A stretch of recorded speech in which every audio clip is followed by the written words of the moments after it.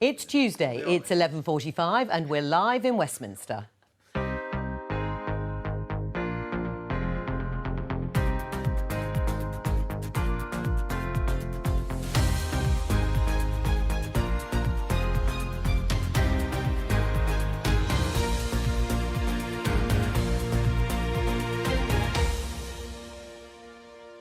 Joining me today, Labour's Lisa Nandy, the Conservative and Jeremy Hunt backer Vicky Ford, the Telegraph's Christopher Hope and former Labour advisor Ayesha Hazarika.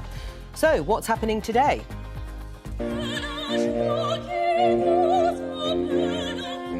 New MEPs take up their seats in Strasbourg, with the Brexit Party already making their presence felt by turning their backs on the EU anthem. We'll be speaking to one of their new MPs. Labour have stepped up calls for an independent investigation into the civil service after claims about Jeremy Corbyn's physical and mental health. And Jeremy Hunt and Boris Johnson share a plane to Northern Ireland to take part in a hustings, but will either pay attention to this? We have to live within our means, and people have to be honest about the consequences of either spending more money or of cutting taxes. Let's pick up with that warning from the Chancellor, Philip Hammond. The Institute for Fiscal Studies has called the spending pledges of the two Tory leadership candidates expensive, ambitious. Have the Tories abandoned fiscal prudence? Lisa?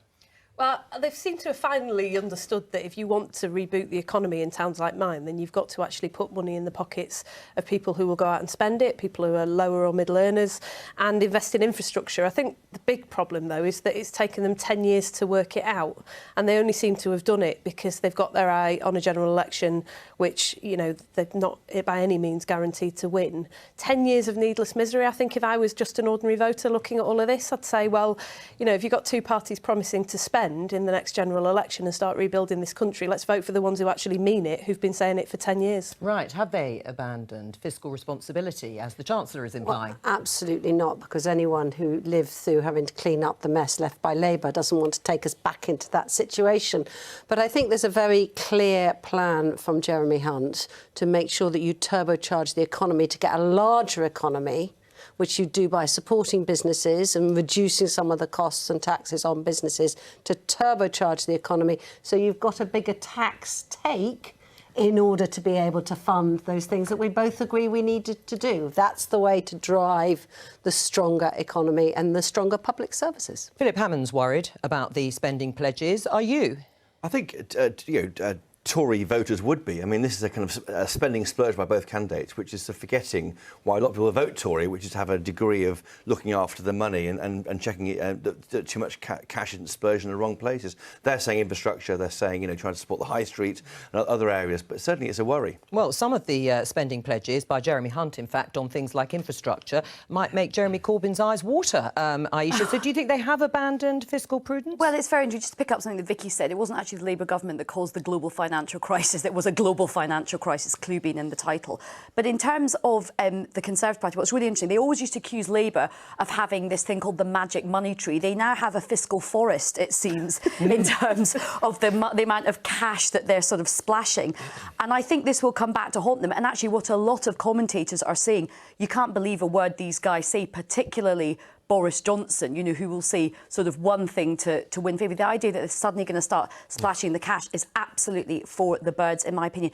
Let's just look at Boris Johnson's first policy commitment, which was at times when we're having a hard time, there's not enough police on the streets, we need more money in our public services, kids are going to school hungry. He was going to give a tax cut to the wealthiest people in this country. It's like fiscally and politically illiterate. Were you going to say something? Well, he did sort of say... You agree, don't you? Well, I'm not a defender of Boris Johnson's campaign. I mean, I do think that he is saying that was one part of his offer. The other part is to raise thresholds for the lower no, paid. But it went down. It was a stinker, wasn't it? It really went down badly. It was a column, Ayesha. Exactly. Like most of his kind of policy things are floated in the column, which is the sort of newsletter for him, the Telegraph. But it just looked very toned. If you think the Conservative leadership has an opportunity to speak to the whole country, and basically he's saying, saying, right, we're going to give a tax cut to the wealthiest in this country. Are you kidding me? When people Well, to be fair, he's talking really to struggling out there, 160,000 members who are members of the party. who will get the tax cut, Well, they who want to hear more of ironically that. will get the and tax cut. then he will probably work out how to appeal to the whole country when he has to. It's so craven. All right. It's fiscally illiterate, but also it's politically ludicrous for the Conservative Party. They're trying to send a one nation message. It's basically like, we're still for the rich. Well, let's find out how the hustings are going first of all. I think we can show you some pictures because these hustings are taking place in Northern Ireland today. All very cosy because Boris Johnson and Jeremy Hunt have shared a plane to Northern Ireland. No doubt they've been exchanging pleasantries about no deal over croissant and coffee. But let's talk about the impact of the no deal policies being put forward by both candidates, because we can join RTE's Europe editor Tony Connolly. He is in fact in Brussels at an EU summit where they are discussing the future European Commission president.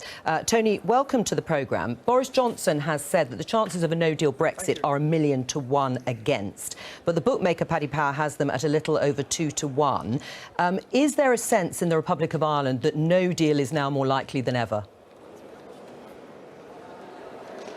I think there is that sense in Ireland. Also here in Brussels, increasingly you hear diplomats and leaders talk about the no-deal prospect increasing, and on that basis they are talking about increasing their own preparations and contingency planning for no-deal planning. I think there's a general view that both candidates will become hostage to their own rhetoric on no-deal, and it will be very difficult once the leadership race is concluded for either candidate to step down from that rhetoric. So there is an increasing view here that no deal is now a lot more likely, yeah. Right, and so how seriously is Dublin and the EU member states, how seriously are they taking this bolder approach, even if they think it might be a hostage to fortune?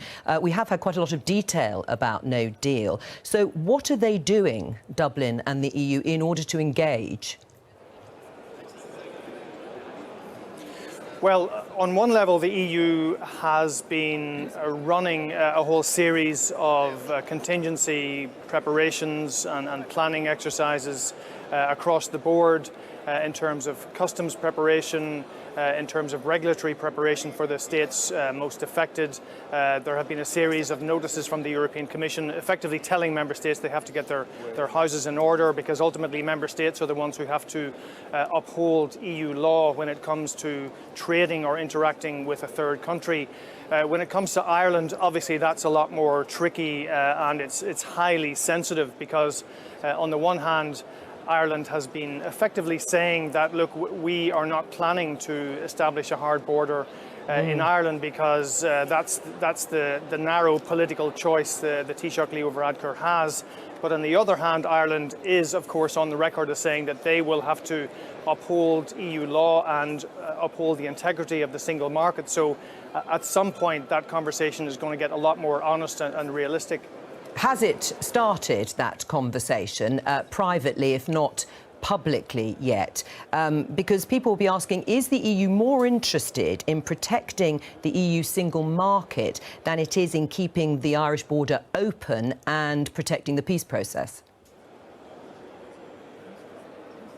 Well, it's a Hobson's choice, really, if there is no deal. I mean, the EU and the Irish government approached this whole process of Brexit by presuming that there would be a negotiated withdrawal agreement that would take care of the complexities and, I suppose, contradictions at the Irish border. If Northern Ireland is outside the single market and customs union, then the EU has to follow its own rules and WTO rules, and there has to be some kind of checks and controls at that border. It's a frontier border with a third country. But having said that, the EU largely has tolerated a certain ambivalence from Ireland as to what it would do at the border, and those conversations are taking place, but they're very much at the political level. I'm told there are very few, if any, technical discussions between Dublin and the European Commission as to how you manage what's going to happen at the border on day one of no deal. And there's a very obvious reason for that, because the moment Ireland publicly says that it's trying to limit the damage at the border, then people in the UK will say, well, there you are, you see, the backstop is not necessary. Right. So is this pressure then on the EU to move towards whoever is the new leader and next Prime Minister of the UK? Well, I wouldn't characterise it as pressure. I mean, the official public and private line from the EU and from member states has been that, look, we'll wait and see who this new Prime Minister is, and we'll try and establish a cordial and working relationship with him. But the idea of no deal being a threat that would force the EU into abandoning Ireland's position, that has been said many times, and the EU is still saying that they would support Ireland, that they will not reopen the backstop or the withdrawal agreement, and that it is a threat that would damage the UK more than the rest of the EU. All right. Having said that, of course, it is absolutely correct to say that Ireland is going to be the most exposed country in a no-deal situation. All right, Tony Connolly, thank you very much. Let's show you Jeremy Hunt here. He's at those hustings in Northern Ireland, no doubt discussing some of his no-deal plans and preparations. Vicky Ford, you're supporting him. Are you wholly signed up with this idea of preparing for a no-deal Brexit if negotiations prove fruitless by the 30th of September? So first of all, I think it's really important to reiterate that leaving with the deal is the best solution. I understand, but that was what he said yesterday. EU, as well as the UK, and that is what he repeated yesterday. So are you wholly comfortable? But he also made it very clear that if there isn't a deal on the table, we do need to be prepared for no deal. But cutting it off at the 30th of September? First of all, I believe that Jeremy Hunt is the best person to negotiate an exit. Is that because you're and the worried change. about cutting off negotiations at the end of September? Because I think that to go back to those negotiations and resolve the issues on the backstop. Remember, I was born and raised in Northern Ireland. I do not want to go back to a hard border. We need to find an alternative way. The backstop's failed 3 times. I believe we need to send them someone they trust to be a good neighbour, and that's Jeremy. All right, well, let's... On the no deal, we have to be prepared for that.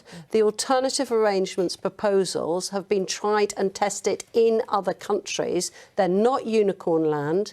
These are valid suggestions, and we need to be working on them. Let's listen to Damian Green, who is supporting Boris Johnson, what he said about the deadline of the 30th September yesterday on the programme. His argument is that October the 31st is an arbitrary, artificial deadline, and it would be madness to end the negotiations then if they thought there was some success in the offing. But he's quite happy with an arbitrary and artificial deadline of September the 30th. You can't hold both those positions at once. Well, of course you can, because if you are going to get towards a deal, you'll know that within the first few months of starting those discussions. That's the key point here, is to have a strategy that says if there is no deal, then we need to leave in the best prepared manner possible. Right. You need to take a decision before the 31st of October about whether or not there is going to be a deal or not a deal. Lisa, you have always said you are staunchly against no deal. Is Parliament running out of time to block it if they can find a way? Yeah, I absolutely think we are. And I think the future of the country is now in the hands of 2 people whose game you just heard very clearly articulated by Tony on that interview, which is to use the threat of no deal in order to persuade Ireland to make changes to the backstop. Now, for all the reasons that he gave, this is not going to happen, not least because all of those EU leaders are under pressure from their own citizens who would rather see a no-deal Brexit than see further concessions made to the UK. They've run out of patience. So the only people that Jeremy Hunt and Boris Johnson are threatening are the British people who stand to lose jobs, access to medicine and real chaos as a result of no deal, which they know and they've accepted. And so why didn't you vote for the deal then, Lisa? And what's worse about all of this is that the Tory party, we've just heard, they're about to throw away any kind of reputation, any kind of credibility they've now got left for fiscal responsibility. But what they're also doing is gambling with our security because they're trying to bully our closest friends, allies and neighbours into changes to the backstop in order to hold the Tory party together. Well, there will be those. At a time when we need those allies in the face of real global security risks. There will be those who say that this is a 2-way process and that Ireland has as much responsibility in terms of that border as the UK. But Vicky raises an interesting question. Why didn't you vote for the deal? Do you regret now not voting for the deal? Because actually you could have got that and avoided no deal. No, in fact, you know, it was only because I'd made such efforts, including here on this show, to reach out to the Tory party that Theresa May even began to talk to us. And it was deeply frustrating because every time we got close to an agreement, it was one step forward and two steps back. We got to the point just before she resigned where she'd finally accepted what we'd been asking her for 6 months, which was a floor beneath which workers' rights would not sink, environmental protections and a role for now Parliament. you would vote for the deal? And then she quit. Right, but would you vote for it if it was reproduced? Would you hammered out behind closed doors? All right, but would you vote for it now? Quit. Would you vote for it now with all those considerations? If that deal were put on the table through the withdrawal agreement bill, I would do, as I said we should, just before Theresa May resigned, and vote for it as second reading in order to thrash out the details at a later date, because there are still outstanding concerns. But, my God, why did it take so long? We had 3 years. Why did it take so long to get Let's look forward. I mean, about the policies of the two candidates, because Lisa is saying this is putting untold pressure on Ireland. What do you make of the strategy being put? I think that's right. I mean, the idea that Jeremy Hunt's idea is to create a lot of politicians, DUP, ERG, people who have to get the whole thing through Parliament, try and negotiate a deal, get to the 30th of September. That's clearly a kind of how far have we got, not a firm deadline, but how far have we got, and then maybe try and push through to October 31st. And Boris Johnson, they're both threatening no deal to try and get the EU to the table and try and time limit this backstop. I think then we leave on October 31st. That's the idea, and that's why you're seeing lots of, you know, macho remarks, lots of kind of bold statements about no deal. I would take it with a bit of a pinch of salt, but they have to look as though they believe it. Therefore, they're spending money on no deal, and that's the plan. Aisha? I actually just feel incredibly sorry for the people of Northern Ireland in all of this. Nobody even considered the Irish border question when this ridiculous prospect of Brexit was first floated. You know, all the brains in Britain could not come up with something. I was actually in Northern Ireland when the tragedy happened in Derry, where a young woman, a young journalist, Lyra McKee, was murdered because tensions are flaring up again. And I think it's very easy... It's not Brexit linked, though, is it? Well, hang on a minute, Christopher. I was actually there talking to people, and actually what people are saying is it's all very well for us sitting in Westminster to pontificate like it's a game. People are tearing their hair out in Northern Ireland about the social consequences, about a hard border coming west. It's like a tinderbox situation there. And I think it's shameful that we in Westminster and people like in the ERG have not given a fig about the people of Northern Ireland. By the way, if we get a no-deal Brexit, Northern Ireland's GDP will suffer a 12% hit. Which might focus minds in Ireland too. Lisa, what options are there to blocking no deal? Well, limited, really, because for two reasons. One is because we failed in the attempt to try and block a new Prime Minister from recessing Parliament.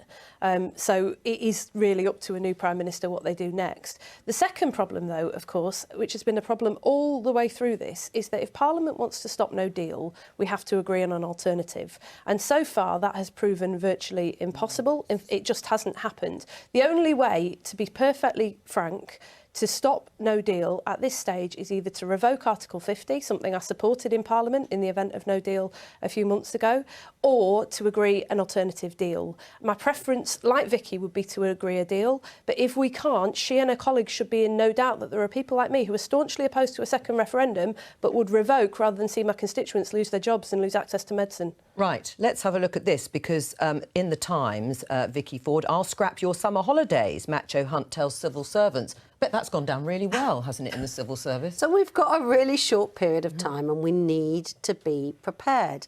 And if Lisa and her colleagues would vote for the deal, if we could resolve the issues on the Northern Ireland border. As I said, I grew up, I was born and raised near the border in Northern Ireland.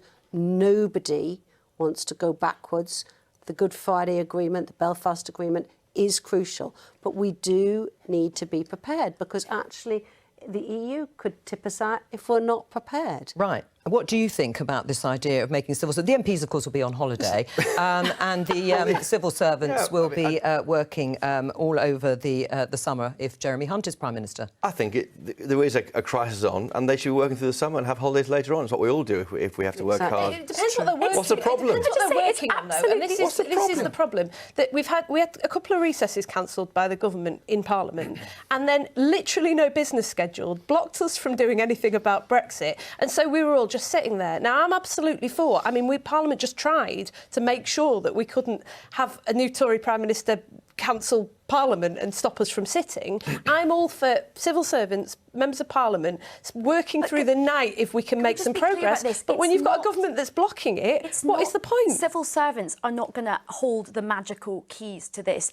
This is about politics. This is about leadership. Remember, we are on our third Prime Minister since this whole debacle started. You know, we've had so many different Brexit secretaries. And look, let's go back to the basic facts of this.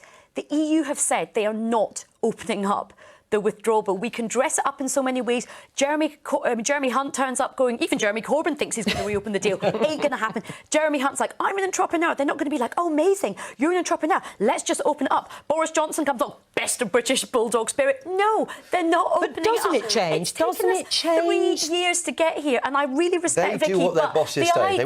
The idea that Jeremy Hunt or Boris Johnson, in literally, like, in a couple of months' time, is just going to somehow be able to do what we haven't done in 3 years, it's for the birds. For the birds? The vast majority of the withdrawal agreement is agreed. The issue that is not agreed is the backstop for dealing with the Northern Irish border. The EU side have agreed at the Strasbourg Declaration a couple of months ago that they would work on the alternative arrangements. That is now published. Let's resolve it. Let's remember, stop the Tories throwing arguments at each other. App to work at conference. The idea they're going to come suddenly morph into Steve Jobs and provide this technological solution. Reassure or convince Aisha that a change of leader, a change of Prime Minister will unlock those negotiations. Civil servants do what their bosses want. Hang on, Aisha. Let Chris talk. Let Chris. Yeah, go on. They do what their bosses want. Theresa May has been trying to manage this careful compromise for the past 3 years. It hasn't worked. You can't be half in, half out. You know, it's a binary choice, Brexit. The problem for people who don't like Brexit is that's what the people want to do, so that's what's going to happen. And therefore, a leader in there who wants to deliver Brexit has a chance of getting it. It's just the idea that the civil servants, all that you know, that as soon as the leadership contest is over, everyone's going to flop on the sun lounger in Tuscany or Santorini. Well, he can't now. Speak for yourself. The idea that they're going to be like, oh, just leave it to the civil servants. So that's not how Jeremy it works. Hunt won't be on holiday after those remarks. He's not going to be leader. Right, can I just ask, Vicky, do you believe that no deal will be good for business? No deal is not the preferred solution. Let's just calm down, everybody here. This is an enormously serious situation for our country and our relationships with our nearest neighbours. And that's why I'm backing the candidate to be the Prime Minister of our country, who is trusted and competent on the international stage with a serious plan, those 10-point plans that he came up with and presented in detail yesterday. And if that means we all need to work a bit harder to get this over the line and compromise and listen a bit more over the next few months, we have to do that.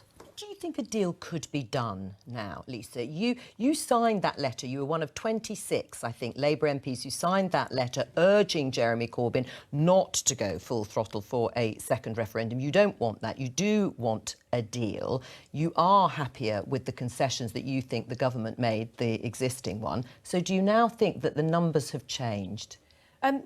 I don't know if the numbers have changed, to be honest, because I think that the arithmetic is the same. For every move that the Tory party makes towards Labour, they lose some on the other side. And for every move they make towards the RG, they lose some on our side. So I'm not sure that's different. I do think that the prospect of no deal is concentrating minds, but I don't know if the numbers are there to get there. I think the bigger problem, actually, is what Vicky just said. I mean, she said that she's voting for the candidate who's taken seriously on a world stage and is trying to put together some kind of credible plan. Unfortunately, that candidate is not going to win. And so we're going to have a Prime Minister who is not taken seriously on a world stage and has made no effort to put together any kind of serious or credible plan, and frankly is loathed by my party for very, very good reasons. Right. Jeremy Hunt isn't going to win. I mean, he's not the front runner. The front runners don't always win. But isn't this just about going through the motions, more than going through the motions, because he doesn't stand a chance against Boris Johnson? Well, the other thing that I think is actually opening people's eyes as well is looking at what the alternative is if we got tipped into a general election and ended up with Jeremy Corbyn. And that's what my constituents are absolutely terrified by, the thought of a hard left government coming in under Jeremy Corbyn. I mean, the idea that you can paint Labour as extremists at a point when you've got two candidates to be leader of the Tory party threatening British security. Hang on. Lisa, you said last time we spoke to you that you were worried the party was going to split. it. Do you still feel that? Which party? The Labour Party. I think for the purposes of Brexit, both parties have split. I don't think that party structures make very much sense in the face of Brexit, to be honest, for both the Tories and Labour. What I do think is really problematic, though, is that behind this argument around a second referendum in Labour is an argument about who we want to represent and whether the coalition that Labour has traditionally held between working class and middle class people can hold. And there are certain of my colleagues who are fairly cavalier about that, who believe actually that we can be a party that just represents middle class voters in cities. Right. And there is a real problem for the country, because that would abandon large swathes of the country to far-right parties and prevent any prospect of a Labour government. Very briefly, because we're going to move on. I think I push back on that argument. If you're from a place where I grew up in Scotland, that is not middle class at all. It is working class, and it is very much firmly Remain, because it doesn't want to see a massive hit to its GDP. But hang on, I'm going to stop you there. It's a false thing, this middle class, working class. I accept that. I think what commentators like you, who I have huge amounts of respect for, though, just haven't quite understood, perhaps because you're not in these discussions at the moment on the front line of politics, is that there is an argument going on within the Labour Party about whether Labour can try to speak for two very different parts of the country or not. Constructive ambiguity a second referendum gets you to no deal faster than any other. Ladies, lead on things like take austerity. It wasn't always popular. We led on that, and we've kind of changed the weather. If you want to Remain, make the argument to revoke. Don't shout over each other. That's coming down the track, by the way, because if we have a general election, it's going to be revoke or a hard Brexit. All right, on that, no, Lisa and Aisha, we're going to move on. We're going to stick with Labour, but we have got to move on, because I don't think we're going to get Annunciata Rees-Mogg from Strasbourg, something to do with the line, unfortunately. Can I just move on to Jeremy Corbyn's call for an independent investigation into anonymous briefings by civil servants to the Times newspaper about the Labour leader's fitness for high office. Now, Mark Sedwill, the Cabinet Secretary and senior civil servant, has suggested a meeting with Jeremy Corbyn. Now, it started, Aisha, as a newspaper story at the weekend, lots of unattributed quotes. Often these sorts of stories are forgotten, but now questions have been asked in Parliament. We've had letters to Mark Sedwill. How serious is this? Well, first of all, I think the story was quite disingenuous, because I know people who work in the Labour Party. They're not necessarily fans of Jeremy Corbyn, but my goodness, they said that he is fit as a fiddle, and he'll like rush up the stairs and they're the ones sweating and panting behind him. So I thought it was kind of quite a spurious, quite a sort of kind of lazy and quite, kind of rude sort of thing to do. However, I think the response, it probably won't be Jeremy Corbyn himself. It will be his advisors. It will be Seamus Milne. It will be his kind of team around him who want to be very, very bullish with this. I think they've slightly overreacted to it. Look, the rough and tumble of politics is if you seek the highest office in the land, you come under a lot of scrutiny. We've seen it with Boris Johnson. We've seen it with Jeremy Hunt. And of course, we've seen it in bucket loads with Jeremy Corbyn. We saw it with my old boss, Ed Miliband. However, to now sort of say you're going to have some judge-led inquiry into what happened in the civil service is a bit over the top. And quite frankly, I wish Jeremy Corbyn would spend a little bit as much time dealing with the anti-Semitism in the party as trying to root out the civil servant who made this silly comment. What do you think about Aisha's? Well, I certainly wouldn't say the reporting's lazy. The people that wrote the story are extremely experienced Times journalists who know what they're doing. I think this is a concern that the civil service may have. I mean, I'm not across it. I've read about it. If that's their concern, it needs addressing. I mean, if they're saying they're worried about Jeremy Corbyn's health or whether he can tack it as a PM, that needs to be aired. Do you agree? Well, I'm much more worried about his policy fitness than his physical fitness, because the policies are what's really scaring me. What do you think about this story? So what scares me about thinking about a Corbyn-led premiership is that hard-left premiership that we know wants to take businesses away from their owners, and just yesterday taking homes away from homeowners. This is the sort of government that he is threatening. That's the fitness that we should be checking out. That's all we have time for, but we're back on BBC Two tomorrow at the usual time of 11:15. Seems to go so fucking quick, this show. It's like I turn it on and next minute it's gone. Poof. Like a fucking magic dragon. Ah well. Okay, let's deal with some points that were raised in the side chat there.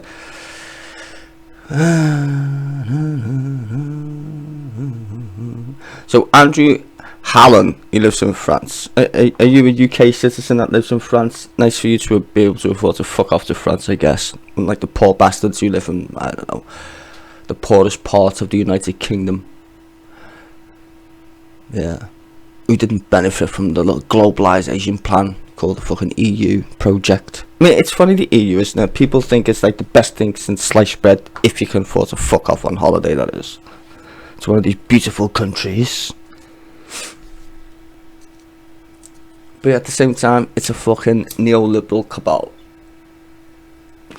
And you want us to give away powers to a bunch of undemocratic fucking cunts who then tell other people who get elected what to do.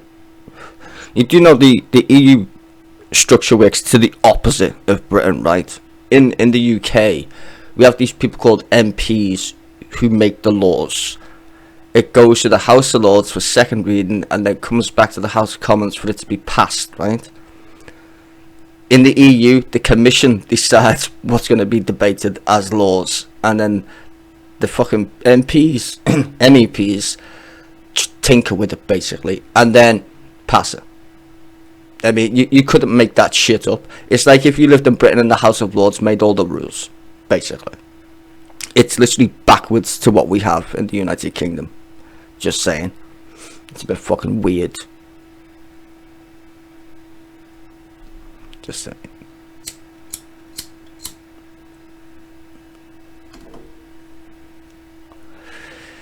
Yeah. Let's all move to fucking France. With this riots and shit. Pretty sure we'd all love that crap. Anyway, I'm gonna be back in a minute. I'm gonna play some Newsnight and find out hustings, because clearly I couldn't fucking see it. I'll be back in a minute.